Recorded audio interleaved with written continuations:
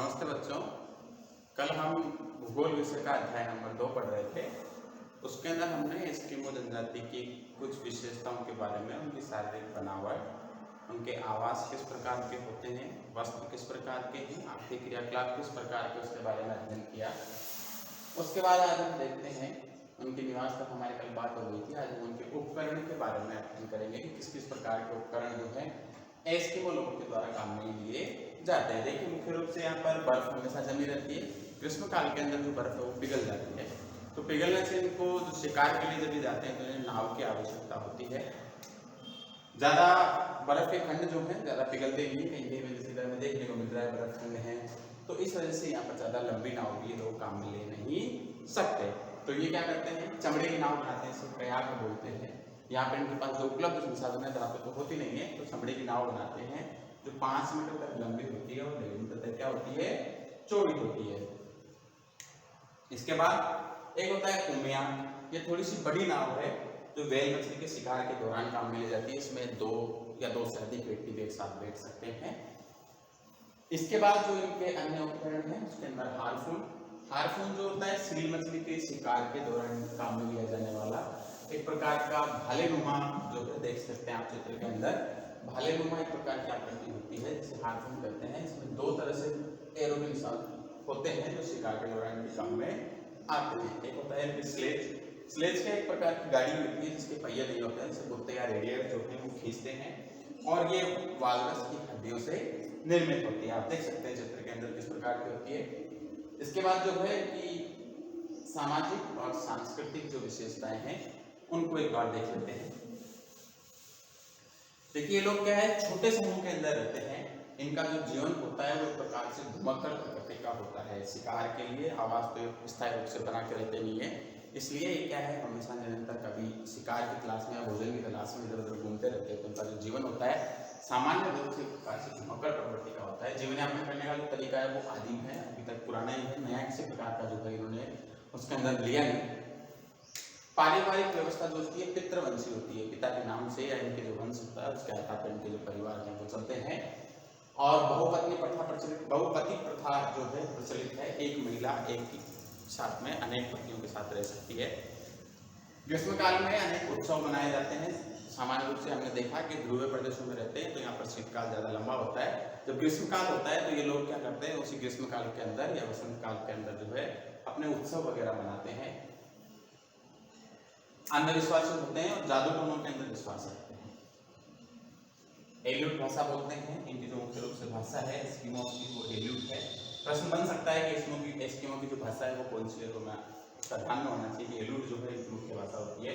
जब कठोर शीत ऋतु के अंदर में भोजन की कमी आ जाती है तो बूढ़े और निःशक्त जो लोग रहते हैं या फिर जो शारीरिक विकृति लिए हुए हैं वो लोग क्या कर लेते हैं, आत्महत्या कर लेते हैं वातावरण के साथ समायोजन के लिए। कब, जब भोजन की कमी आ जाती है। शीत ऋतु होती है तो पूरे बर्फ जम जाती है और शिकार कर नहीं पाते, तो उस दौरान क्या कर लेते हैं, जो वृद्ध लोग हैं वो आत्महत्या कर लेते हैं। वातावरण समायोजन, इनकी वातावरण समायोजन की जो दक्षता होती है वो अनूठा उदाहरण है। इतने ठंडे प्रदेश के अंदर जहाँ पर वनस्पति नहीं है, सूर्य की किरणें जो है वो कभी कभी निकलती है, और निकलती भी है तो जैसे कांच के ऊपर गिरने के बाद सूर्य की जो किरणें हैं जितनी चुभती है भाई आंखों में, उस प्रकार यहाँ पर बर्फ गिरने के बाद जो किरणें हैं वो परावर्तित होती है। बर्फ के प्रयोग में इनके निवास होते हैं, इनके जो घर होते हैं वो भी बर्फ के होते हैं, इसे इग्लू कहा जाता है। अभी थोड़े समय पहले हमने इसका चित्र देखा। और जो सूर्य के आने, बर्फ के ऊपर सूर्य की किरणें गिरती है उसके बाद जो इनकी चमक होती है उस चमक से बचने के लिए भी अपने आंखों के ऊपर क्या करते हैं, ये कवच लगाते हैं, कवच पहनते हैं। और इनका आधुनिक संस्कृति से संपर्क किस प्रकार का है। ध्रुवीय प्रदेशों में निवास करने वाली जनजाति का 1960 के पश्चात यूरोपीय और अमेरिकी, 1960 के बाद यूरोपीय और अमेरिकी जो लोग हैं इनसे इनका संपर्क बढ़ा। देखा हमने कल चित्र के अंदर, मानचित्र के अंदर कि जो ये मुख्य रूप से क्या है, ग्रीनलैंड के अंदर पाए जाते हैं, और ग्रीनलैंड के पूर्व के अंदर यूरोप और पश्चिम के अंदर अमेरिका है। तो यहाँ के जो निवासी है उनके संपर्क में आते हैं।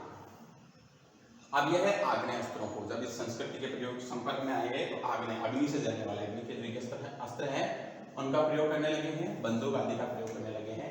कयाक के स्थान पर मोटर चालित नाव का प्रयोग करने लगे हैं, और स्लेज के स्थान पर, जो कुत्ते जिस गाड़ी को खींचते थे उसके स्थान पर स्नो स्कूटर का प्रयोग करने लगे हैं।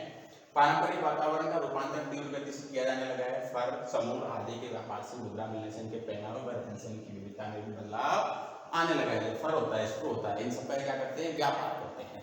जो अमेरिका और यूरोप के लोग हैं उनको अच्छे दामों के अंदर बेचते हैं और उनसे जो प्राप्त पैसा होता है उस मुद्रा से ये अपने पहनावे में, अपने रहन सहन की जो प्रकृति है उसके निर्णय में क्या किया है, परिवर्तन किया है। और अमेरिकी सरकार के द्वारा प्रदत्त स्वास्थ्य सुविधाएं बढ़ने और भरण पोषण सरल होने से एस्किमो लोगों की जो जनसंख्या है वो कनाडा और अलास्का में निरंतर बढ़ रही है। इनकी जनसंख्या वृद्धि से टुंड्रा के तटीय प्रदेशों के पर्यावरण के ऊपर प्रतिकूल मतलब नकारात्मक प्रभाव पड़ रहा है। जैसे जैसे जनसंख्या बढ़ रही है वहां पर जो पर्याप्त संसाधन है वो इनके हिसाब से कम होते जा रहे हैं। तापमान में निरंतर वृद्धि हो रही है। वहां पे जो जैव विविधता है वो भी लगभग समाप्त सी होती जा रही है। तो उसके ऊपर क्या पड़ रहा है, नकारात्मक प्रभाव पड़ रहा है। इसके बाद जो दूसरी जनजाति है बुशमैन है। हमने देखा हमारे कोर्स के अंदर द्वितीय अध्याय में 4 जनजातियों के बारे में पढ़ना है। एक तो एस्किमो, दूसरा बुशमैन, फिर भील और उसके बाद गौड़ जनजाति। तो बुशमैन जनजाति जो हमारी दूसरी जनजाति है उसके बारे में देखते हैं। इनका निवास स्थान या इनके बारे में एक बार देख लेते हैं।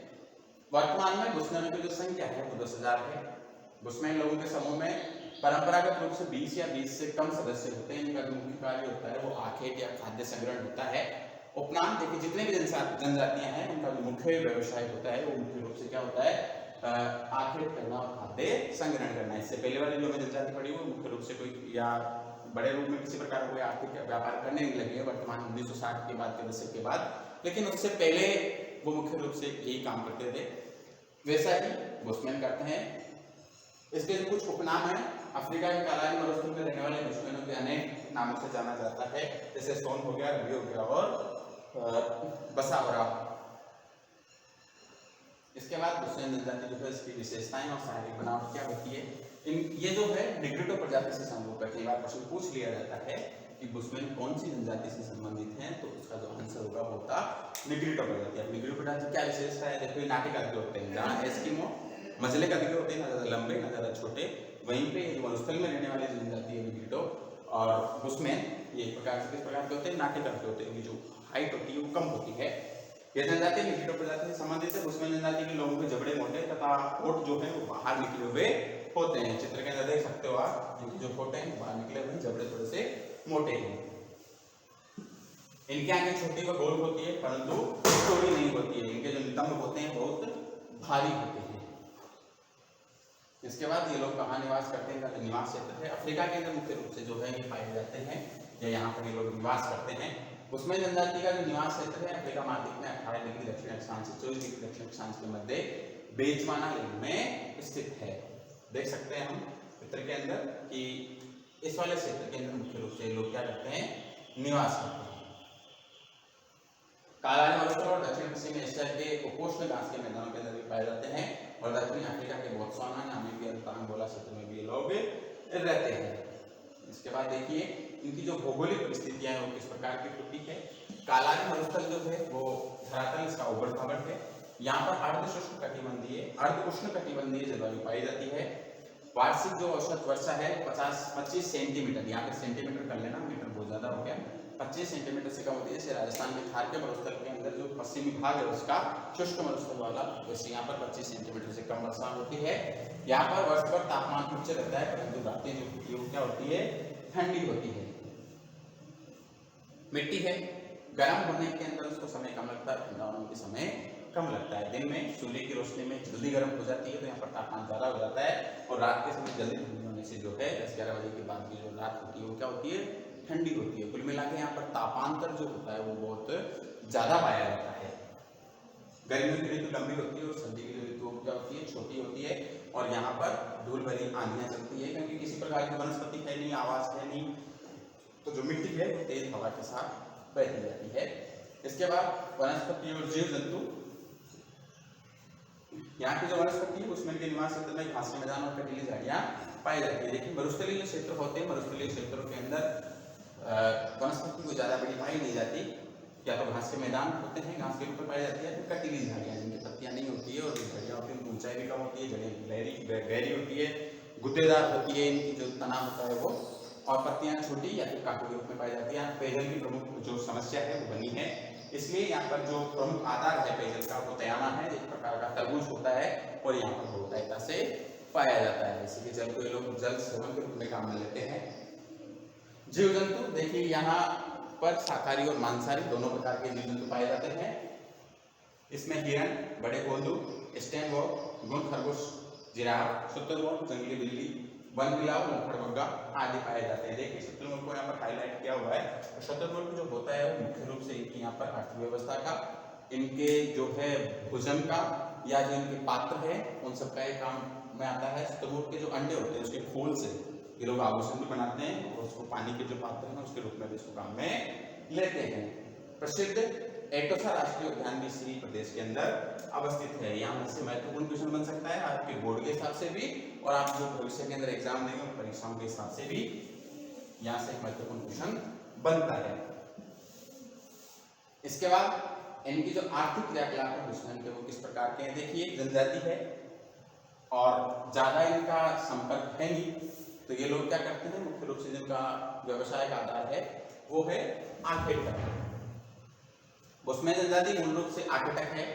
बुश्मैन जनजाति में प्रत्येक परिवार अपने भोजन को स्वयं व्यवस्था करता है, किसी प्रकार से किसी दूसरे के ऊपर आश्रित होते नहीं है और अपने भोजन की जो व्यवस्था होती है वो खुद को करनी होती है। ये लोग जंतुओं की बोली बोलने के अंदर निपुण होते हैं, उनकी नकल निकाल लेते हैं। जब ये शिकार करने जाते हैं तो उनकी बोली बोलते हैं और जब वो पशु को लगता है कि हमारे प्रजाति कोई व्यक्ति है तो उनके पास आता है और उस समय आसानी से क्या कर पाते हैं, शिकार कर लेते हैं। ये लोग तीर कमान और भाले के शिकार करते हैं। तीर कमान और भाले से ये लोग शिकार करते हैं। मुख्य रूप से जो उनका हथियार है वो यही है। बड़े शिकार को जाल में फंसाने के लिए विभिन्न तरीके काम में लेते हैं, जैसे कीचड़ में धंसाकर, फंदे में फंसाकर, गड्ढे में गिराकर या विषाक्त जल पिलाकर उनका क्या करते हैं, ये शिकार करते हैं। उसमें जनजाति का भोजन जो है इस प्रकार का है। देखिए सर्वभक्षी होते हैं, शाकाहारी भी होते हैं और मांसाहारी भी होते हैं। इसके बाद ही उसमें जनजाति जो है वो उनका भोजन को अधिक मात्रा में करती है, खाती ज्यादा है। उसमें जनजाति जो है आधी भेड़ को एक बार में और 2 बार के अंदर पूरी भेड़ को खा जाते हैं, इतनी क्षमता होती है इनकी खाने की। शिकार, मछली, पेड़ पौधों की जड़ें, बेर तथा शहद इनके मुख्य भोजन होते हैं। दीमक की जो चींटियां होती है वो इनके अंडे इनके प्रिय भोजन पदार्थ हैं। यह जनजाति भोजन में ताजे व पासापन की परवाह नहीं करती कि जो भोजन है वो ताजा है या पुराना है, उसकी परवाह नहीं करते हैं। वैसे ये लोग क्या करते हैं, भोजन का जो है संग्रहण नहीं करते क्योंकि यहाँ पर उष्ण जलवायु पाई जाती है। इसके बाद उसमें जनजाति के जो वस्त्र हैं किस प्रकार के हैं। देखिए मरुस्थलीय प्रदेश के अंदर रहते हैं, तापमान ज्यादा होता है तो ज्यादा वस्त्र लोग पहनते नहीं है और उनके पास पर्याप्त संसाधन भी नहीं है तो वस्त्र बहुत कम पहनते हैं। पुरुष जो है वो लंगोट पहनते हैं। प्रश्न पूछा जा सकता है लंगोट क्या है, एप्रन क्या है, चौंगा क्या है ना, इनके बारे में बात देख लेते हैं। पुरुष के द्वारा पहने जाने वाला एक प्रकार का तिकोना वस्त्र लंगोट कहलाता है। एप्रन महिलाओं के द्वारा जो पहने जाने वाला एक प्रकार का चौकोर वस्त्र होता है, इसे महिलाएं सामने और पीछे की ओर कमर में लटका कर बनाती है। इस वस्त्र को एप्रन कहा जाता है। यहाँ प्रश्न पूछा भी गया है कि एप्रन क्या होता है। इसके बाद चौंगा बुश्मैन महिलाओं का सर्वाधिक महत्वपूर्ण वस्त्र, इस वस्त्र को स्थानीय भाषा में क्रॉस कहा जाता है। यह भी इस बार प्रश्न पूछा गया था, क्रॉस क्या है। यह वस्त्र और बस्तरबंद दोनों ही होते हैं। इस वस्त्र के अंदर महिलाएं अपने शिशु तथा संग्रहित वस्त्रों को लपेट कर लाती है। बुश्मैन जनजाति चमड़े की टोपी और जूतों का प्रयोग करती है। इसके बाद देखिए चित्र के माध्यम से हम देख सकते हैं किस प्रकार के जो है ये वस्त्र पहनते हैं। महिलाएं किस प्रकार के पहनती है और पुरुष किस प्रकार के पहनते हैं।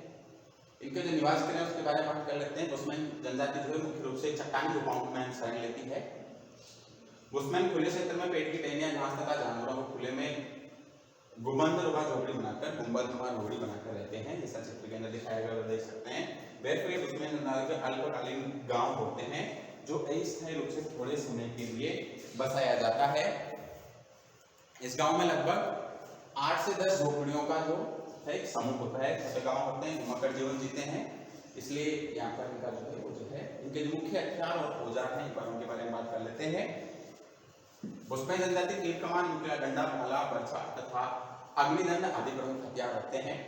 बुश्मैन जो लोग हैं विष पूजित जो तीर होते हैं, तीर के जो आगे तिकोना भाग होता है उसके ऊपर जहर लगा के उससे शिकार करते हैं और शुतुरमुर्ग का जिराफ के पैरों की हड्डियों पर घिस कर भी ये हथियार बनाते हैं तिकोने।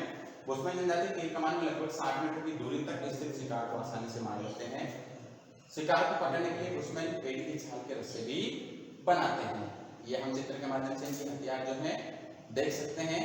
इसके बाद इनके जो बुश्मैन जनजाति के बर्तन और पात्र हैं उनको आगे की कक्षा में पढ़ेंगे। उसके लिए धन्यवाद। अगर आपको किसी प्रकार की कोई समस्या है या आपको जो दिया हुआ वर्क है उसको आप कमेंट बॉक्स में अवश्य लिखें। कल से या आज से आपके जो कमेंट हैं वो करना अलाउ हो जाएगा। धन्यवाद।